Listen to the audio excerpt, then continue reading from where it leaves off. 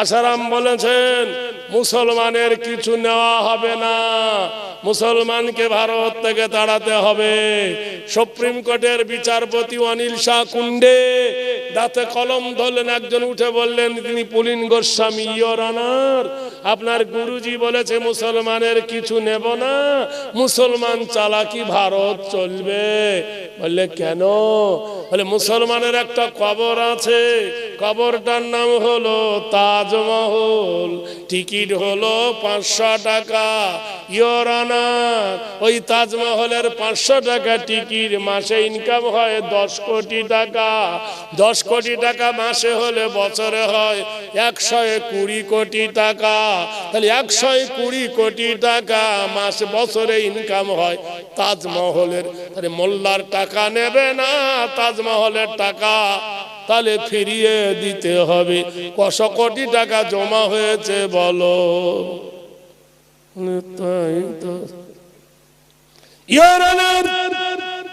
মুসলমানের একটা মিনার আছে, নাম হলো কুতুব মিনার, কুতুবউদ্দিন বখতিয়ার খিজলি।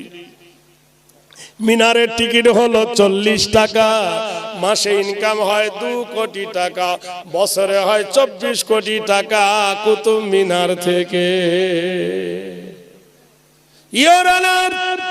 মুসলমানের 3টে ঘর আছে, ফতেপুর, দিল্লি আর আগ্রা। একটা হুমায়ুন শাহ, একটা আকবর কেল্লা আর একটা লাল কেল্লা। এখান থেকে আসে 3 কোটি টাকা, 3 বারং 36 কোটি টাকা। তাহলে কোথায় যাবে? মুসলমানকে দিয়ে দেন।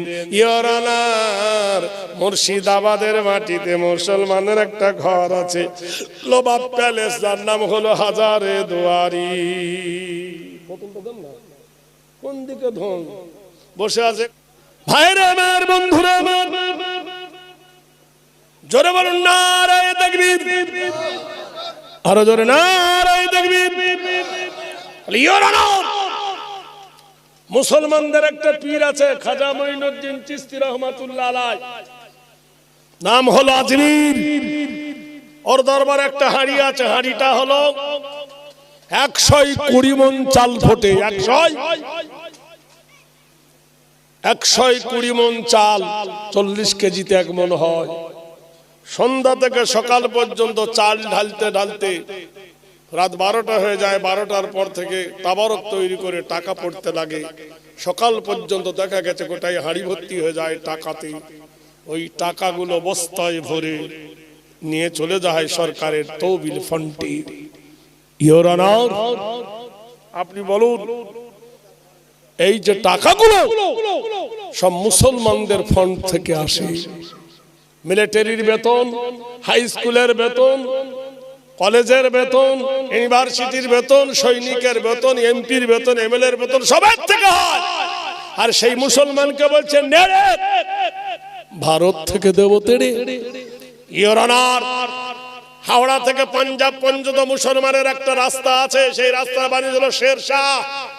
5000 কিলোমিটার শেরশাহ 6 লেনের রাস্তা, 6টা করে গাড়ি একসাথে যেতে পারবে। সুবহানাল্লাহ বলুন। শেরশাহ তৈরি, এটাও মুসলমানের তৈরি, বলুন সুবহানাল্লাহ। ইয়োর অনার, হাজী মোহাম্মদ মহসিন পৃথিবী আকাশ ছোঁয়া দান করে গেছেন। হাজী মোহাম্মদ মহসিন বলে, কেন? ভারতের সবথেকে বড় লোক নাকি মুকেশ আম্বানি। মুকেশ আম্বানি যদি অত বড় লোক হলো, তাহলে বাবরি নিয়ে আর রাম মন্দির নিয়ে বিতর্কতে হচ্ছিল। কই 5 কাঠা জমি কিনে একটা মন্দির বানাতে পারলো না, পেরেছে? লীলা তো মুসলমানের জায়গা লীলা। তাহলে এর দ্বারা বোঝা গেল মুসলমানের কলেজা আছে। ইয়োর অনার, মুসলমানের তাহলে খাজা মঈনুদ্দিন দরবার থেকে টাকা আসে, কুতুব মিনার থেকে আসে, তাজমহল থেকে আসে, লাল কেল্লা থেকে আসে, হাজার দুয়ারি থেকে আসে। তাহলে মুসলমানকে যখন তাড়িয়ে দেবেন, মুসলমানের টাকাগুলো মুসলমানকে দিয়ে দেন। হাজী মোহাম্মদ মহসিন, ভালো করে শুনুন, 1800 সালে তিনি দান করেছিলেন 200 কোটি টাকা। 200 এই 24 পরগনার বিশ্ব রেকর্ড আছে 3টে। 1 নম্বর রেকর্ড, যদি কোনোদিন মক্কায় যান, মক্কায় দেখবেন একটা মেয়ে ছেলের বানাত আছে, নাম হলো শাওলাতুন নেসা।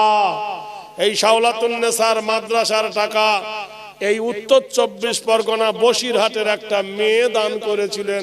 জোরে বলুন নারায়ে তাকবীর। ছাত্র কতটা শুনেলেন? 300 জন শিক্ষক আছে। কজন? শিক্ষিকা 300 জন। আমি 2008-এ যখন প্রথম যাই, আমাকে নিয়ে গিয়েছিল, আমি সেখানে গিয়ে 8 ঘন্টা বক্তব্য রেখেছিলাম আরবিতে। আমি জানি আমাদের দেশে আরবি পড়ে বাংলায় মানে করতে হয়, আর সেখানে তো কিছু নাই, শুধু কোরআন আর হাদিস পড়েছি। ওরা উঠে খুশি হয়ে বিরাট একটা উপকার করেছিল। আমাদের বিল্ডিংয়ে 222 জন ছিল, প্রত্যেককে 500 করে টাকা দিয়েছিল। যাক, অনেক ঘটনা। একজন মুসলমান মেয়ে ছেলের দাম, জোরে বলুন নারায়ে তাকবীর। এই উত্তর 24 পরগনা বসিরহাট 47 সালে ভারত স্বাধীনতার আগে বিদ্রোহের আগুন জ্বলে উঠেছিল। দীনেশ ছিল না, কানাই ছিল না, নেতাজি ছিল না, সুভাষ ছিল না। যিনি 400 ইংরেজ ইস্ট ইন্ডিয়া কোম্পানিকে বাধা দিয়েছিলেন, তার নাম হলো মাওলানা মীর নিসার আলী ওরফে তিতুমির। বাঁশের কেল্লা, জোরে বলুন নারায়ে তাকবীর। মীর নিসার আলী তিতুমির এই উত্তর 24 পরগনার সরজমিনে আরাম করছেন বঙ্গ বিখ্যাত জ্ঞানী আলেম হযরত মাওলানা আল্লামা রুহুল আমিন রহমাতুল্লাহ আলাইহি। জোরে বলুন নারায়ে তাকবীর, জোরে বলুন। এত বড় জবরদস্ত পশ্চিম বাংলার মাটিতে। আর দ্বিতীয় আবু বকর সিদ্দিক রহমাতুল্লাহ আলাইহির পরে পরে ইহার সুনাম খাতায় রয়ে গেছে।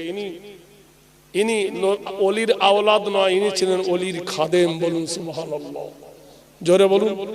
উনি যত বই লিখেছেন আনার জীবনে, পশ্চিম বাংলার কোন আলেমের ক্ষমতা হয়নি অতটা বই লিখতে। মিথ্যা বলছি? জোরে বলুন।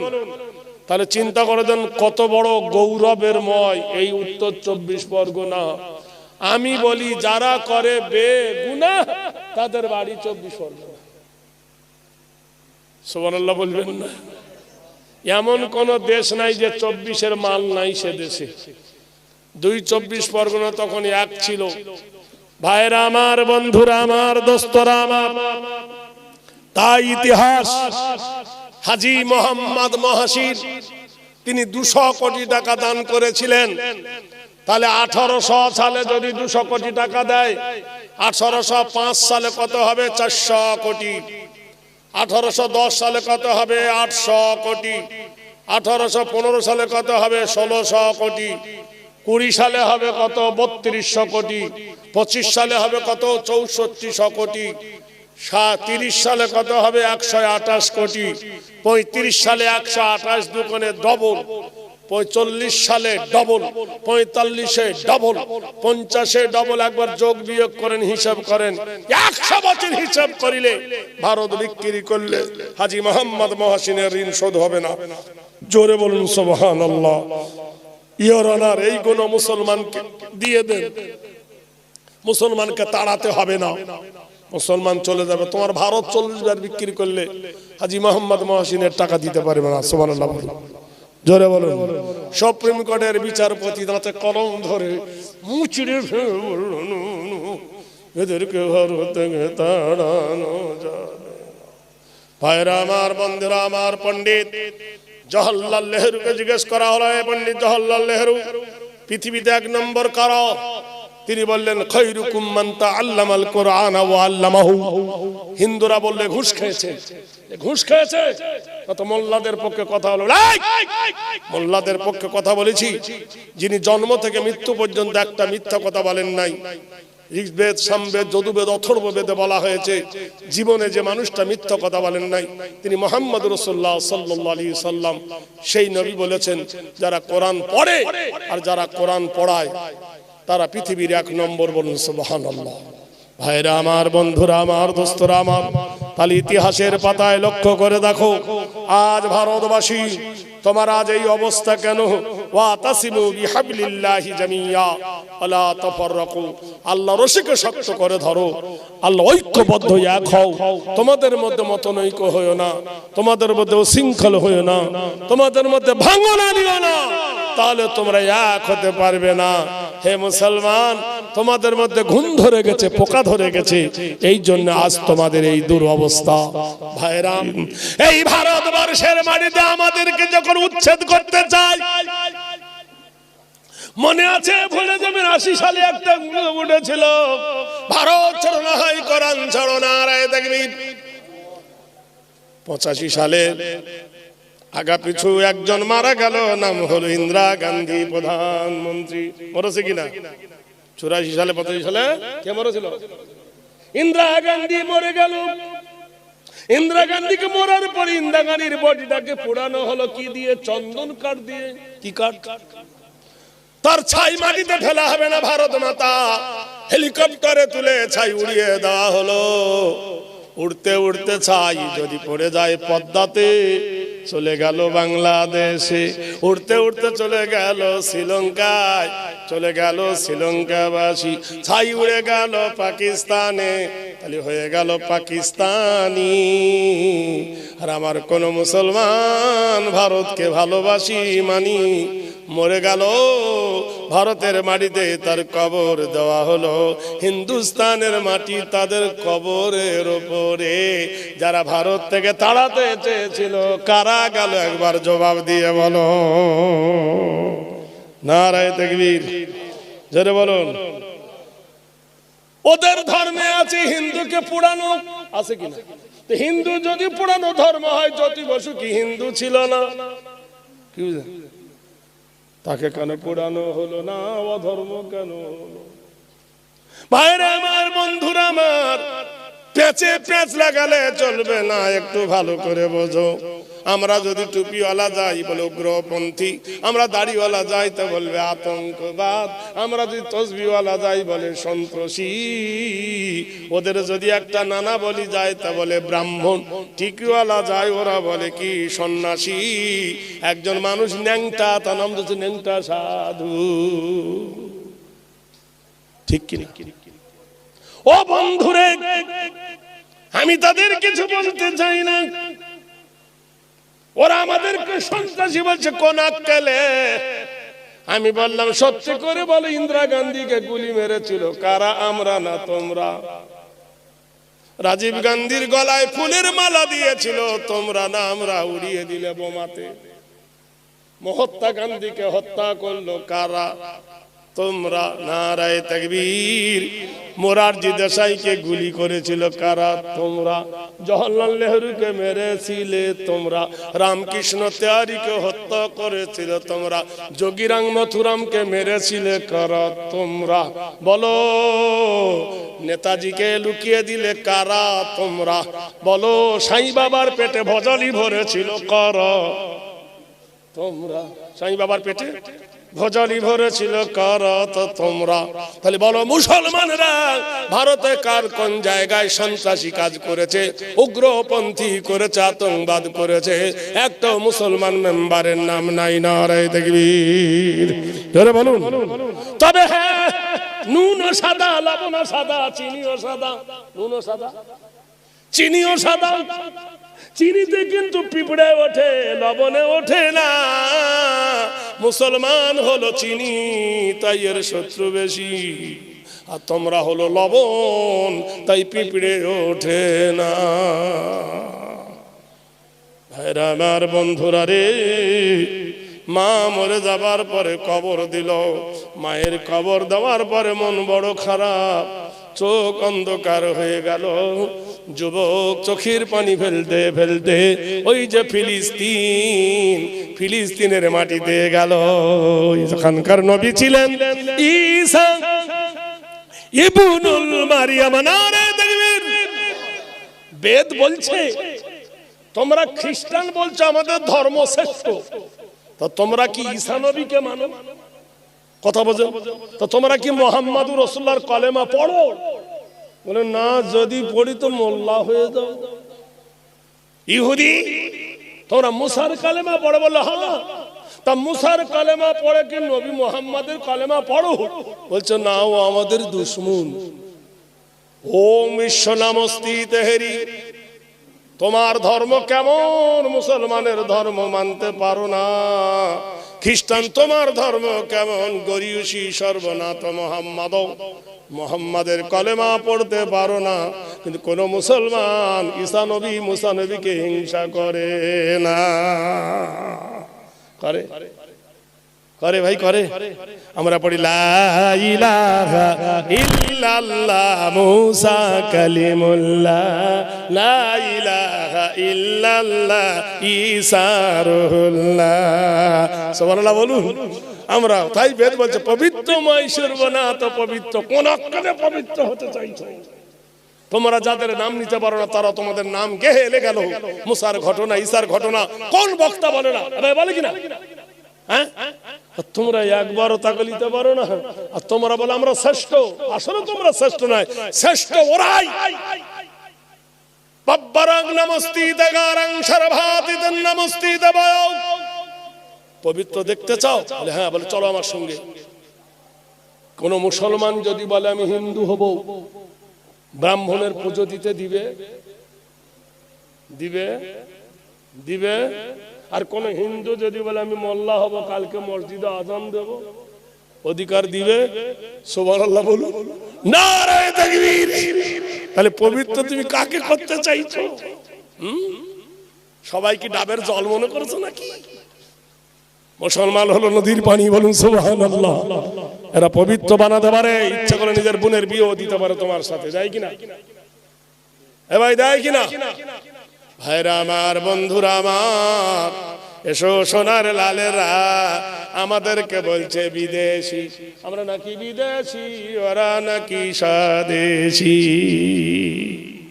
রবীন্দ্রনাথের বাড়ি কোথায়? বাংলাদেশ। ভারতে সে স্বদেশি। জ্যোতি বসুর বাড়ি কোথায়? বাংলাদেশ। ইন্ডিয়ায় এসে স্বদেশি। প্রণব মুখার্জির বাড়ি কোথায়? বাংলাদেশ। ইন্ডিয়ায় এসে স্বদেশি। বন্ধুরে, কুমার শানির বাড়ি কোথায়? বাংলাদেশ। ইন্ডিয়া এসে স্বদেশি। অধীর রঞ্জনের বাড়ি কোথায়? বাংলাদেশ। ভারতে এসে স্বদেশি। মিঠুনের বাড়ি কোথায়? বাংলাদেশ। ইন্ডিয়া এসে স্বদেশি। আদবানির বাড়ি কোথায়? পাকিস্তান। ভারতে এসে স্বদেশি। অটলের বাড়ি কোথায়? পাকিস্তান। ভারতে এসে স্বদেশি। সোনিয়া গান্ধীর বাড়ি কোথায়? ইটালি। ভারতে এসে স্বদেশি। অঞ্জু ঘোষের বাড়ি কোথায়? বাংলাদেশ। ভারতে এসে স্বদেশি। আর আমরা ভারতে জন্ম নিয়ে আমরা নাকি বিদেশি। ওষুধ আছে ভাইরে আমার। আল্লাহর নবী ঈসার কাছে গিয়ে বলে ইয়া রাসূলুল্লাহ, ইয়া ঈসা ইবনুল মারইয়াম, কি হয়েছে বাপধন? আমার মা মারা গেছে হুজুর। নবী বললেন আমারও মা মারা গেছে। কারোর মা চিরদিন বাঁচে না। বাঁচে ভাই? কোই ভি আনা কোই ভি জানা, দুনিয়া है ভাই মুসাফির খানা। কেউ আসবে কেউ যাবে, দুনিয়া হলো ফেরার দুনিয়া মগরুর। এ জীবন ছিল দেখো বরফের মতো, এ জীবন ছিল দেখো বরফের মতো, গলিতে গলিতে দেখো হয়ে গেল ক্ষত। যে হাত দিয়ে তুমি মেরেছিলে কিল, সেই হাতের চামড়া দেখো হয়ে গেছে ঢিল। যে চোখ দিয়ে বালি কোনা দেখিতে পাইতে, দেখো সে সোনার চোখে এ চশমা লাগিছে। গরুর হাড় না হলে সাধনা মিঠিত, কলজে মুখের ভিতর গিয়ে কদর দেখায় কত। গরুর হাড় না হলে দাঁতের স্বাদ মিটতো না, এখন কলজে মুখের কি হতো বাবা জীবাইতে পারছি না, কারণ উইকেট পড়ে গেছে। তোমারও দাদির রূপে গ্রাম মাঝেতে, তোমারও দাদির রূপে গ্রাম মাঝেতে, কত ছিলে সিটি দিত দাদিকে দেখিতে। দাদির যখন বিয়ে হয়েছিল কত যুবকরা তাকাতো দাদি কত সুন্দর। সেই দাদির চুল পেকে দাঁতে পড়ে গেছে, রাস্তার ধারে গড়াগড়ি কেহ না দেখিছে সেই মানুষ। বলুন সুবহানাল্লাহ। দাদি বুড়ি হয়ে গেছে, কেউ না, কেউ আর দাদিকে তাকায় না। তোমারও বিবির সৌরভ পূর্ণিমার চাঁদের নেই, কত রশ্মি দেখা করো পাউডার কত গায়ে, একদিন এই হালো তাহার হইবে, কুচি হয়ে নেংটা হয়ে কবরে যাইবে।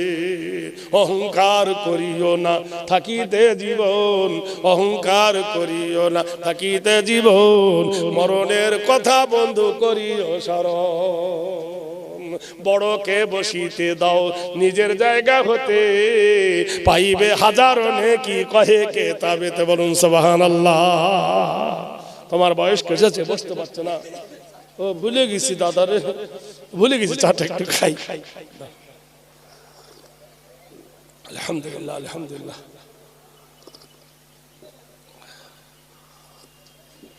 ওদের কি মিলাদ সারা থাকছে না? ও বাবা, তাহলে অষ্টপ্রহর না কষ্টপ্রহর? কষ্টপ্রহর হচ্ছে, নাম কষ্ট। ভাইরা আমার, বন্ধুরা, নবী ঈসা ইবনুল মারইয়াম বললেন তোর মা মরেছে, আমারও মা মরেছে, নারে তাকবীর। হাদিসে বুখারী, সুবহানাল্লাহ বলুন। এশার নামাজ পড়েছেন নবী কে? এশার নামাজ পড়েছে রাসূল। রাসূলের বয়স কত তখন? 55 বছর। সুবহানাল্লাহ বলুন। আম্মা জান আয়েশার ঘরে নবী করেছেন গমন। দরজার গেটে আয়েশা বল, নবী বলছেন আসসালামু আলাইকুম ইয়া হুমায়রা বিনতে আবু বকর। সত্যি করে বলুন, জীবনে যত জলসা শুনেছেন, যত বক্তার মুখে, একটা করে যদি জলসা পিছু আমল করতেন তা আল্লাহর ওলি হয়ে যেতেন। মিথ্যা বলছি? যত জলসা শুনেছেন, প্রত্যেক জলসায় যদি একটা করে আমল করতেন। আজকের থেকে সবক নিয়ে নেন। আসসালামু ক্বাবলাল কালাম, ফজরের দেখা হলে বিবিকে সালাম করব। সুবহানাল্লাহ বলুন। নবী বলেছেন যে ব্যক্তি উঠে ফজরের সময় তার বিবিকে সালাম করে, যে বিবি তার স্বামীকে প্রথম সালাম করে, সারা রাতের সগীরা কবিরা গুনাহগুলো মুছে যায়, মাগফিরাতের দোয়া হয়। সালাম দেন বিবিকে, লজ্জার কথা না, দেন না, দেন দেন। আমরা বিবিরা দেয়, আমরা যে লাঠি ওরা সেই হরি। কালকে থেকে সকালবেলা উঠে মাত্র বলবেন মুখ করে করে আসসালামু আলাইকুম, বিবি করে আসবে। শালা 70 বছর পার হলো, কোনোদিন দেয়নি, আজকে দিচ্ছে। অভ্যাস করুন। হ্যাঁ গো, বড় লোকের ঝি তোমার ব্যাপার আবার কি?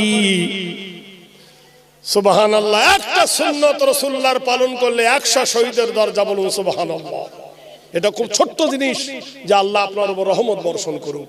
আমিও আমার বিবিকে দিই, আমার বিবিও আমাকে দেয়, আমার ছেলে মেয়েরা আমাকে সালাম দেয়, আমিও আমার ছেলে মেয়েকে দিই, আমার জামাইদেরকে আমি সালাম দিই, জামাইরা আমাকে দেয়। অভ্যাসটা করুন, দেখবেন একদিন আপনি আল্লাহর ওলিতে পরিণত হবে, বলুন সুবহানাল্লাহ। আম্মা জান নবী আয়েশার ঘরে বলছে আসসালামু আলাইকুম ইয়া হুমায়রা। হুমায়রা মানে সুন্দরী। কুল্লু রাজুলান ফি তাইয়্যিবুনা ফি রিজালুন নিসা। জীবনে কারোর সুনাম যদি করতে চাও তো বিবির করিও, খবরদার বিবির কাছে কারোর প্রশংসা করিও না। অমুকের বউটা কত সুন্দর, তোমার বউ হড়ে হড়ে চলবে, বদরের চোখ খারাপ হয়ে গেছে। কোনদিন বিবিকে তারিফ করিও, বিবির প্রশংসা করিও, বিবির কাছে সুনাম গায়, জোরে বলুন সুবহানাল্লাহ, নারায়ে তাকবীর। কোনদিন বিবির কাছে কোন মেয়ের সুন্দরী প্রকাশ করিও না। আল্লাহ রাসূল বলেন ইয়া হুমায়রা, হে আমার সুন্দরী আয়েশা। ভিতর থেকে আওয়াজ, ওয়া আলাইকুমুস সালাম ইন্নাহু কানা সিদ্দিকান নাবিয়্যা। বুখারী শরীফের হাদিস। আল্লাহর নবী বলছে আয়েশা দরজা খোলো, 2 ওয়াক্ত খোলা, খায়রুল কুরুনি কারনি, শ্রেষ্ঠ যুগ আমার যুগ। মা আয়েশা দরজা খুলে দিলেন, আল্লাহর নবী ঘরে ঢুকলেন। ঘরের ভিতরে ঢুকে দরজা লাগিয়ে দিলেন, আকাশের দিকে মুখ করে নবী বলছেন ওয়াহুয়াল্লাযী ফিস সামাই ইলাহুন ওয়া ফিল আরদি ইলাহুন ওয়া হুয়াল হাকীমুল আলীম। আল্লাহ, হে জমিনের মালিক, আমি দরজার ওপারে ছিলাম শরিয়ত, ঘরের ভিতরে ঢুকেছি মারেফত। আমি দরজার ওপারে ছিলাম নবী, ঘরের ভিতরে আমি আর নবী নাই। আমি কি? ইন্নাকা লাআলা খুলুকিন আযীম। হে নবী, নিশ্চয় তোমার চরিত্র মহান। আল্লাহর কোরআন বলছেন আমি এখন আদর্শবান কি হয়েছি? স্বামী। ওপারে কি ছিলাম? এপারে কে? স্বামী। আম্মা জান আয়েশা বলেন খুব প্রচন্ড গরম। কোথায় যাচ্ছে ভাই? বয়স্ক মানুষ যাক, মাইনাস করে আসুক। সুবহানাল্লাহ। আয়েশা বলেন ঘরে প্রচন্ড গরম, আমার ঘরে ফ্যান নাই, আমার ঘরে পাখা নাই, আমার ঘরে গদি নাই, আমার ঘরে বিছানা ভালো নাই, আমার ঘরে খাট ছিল না, কিন্তু গোটাই ঘরটা ছিল মহাব্বতে ভরা। আর আমাদের খাট আছে, গদি আছে, তোষক আছে, ফ্রিজ আছে, এসি আছে, বেসি আছে, গুষ্টি শুদ্ধ আছে, মহাব্বত না। আমি বউকে ডাকি সকি না, বউ মোবাইল খুলে বলে তুমি না। কথা বলছেন কি? কারণটা কি? প্রেম নাই। কারণ নিজে ভুল করি। আল্লাহর নবী আম্মা জান আয়েশা বলে প্রচন্ড গরম, গরমের ঠেলায় আমি ঘেমে গেছি, পাখা নাই ঘরেতে, কারেন্ট নাই, বাড়ি। ভাবি ডাকছে বোধহয়, দেখেন এত রাত্রে ভাবিছে বলে গেল কোথায় আবার হুজুরটা খবর নিচ্ছে বেচারা।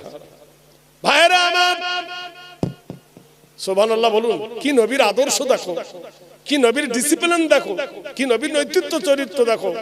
কোরআনে বলছে ইন্নাকা আলা খুলুকিন আযীম, নিশ্চয় তোমার চরিত্র হলো মহান। আম্মা জান বলে নবী আমি ঘেমে গেছি তো। নবী মাথার রুমালটা দিয়া কদমহু ফিনদুলুনা ফিল ফাহমুন, নবী আমার মুখ মুছিয়ে দিলেন। কোনদিন দিয়েছেন ভাবির মুখ মুছে?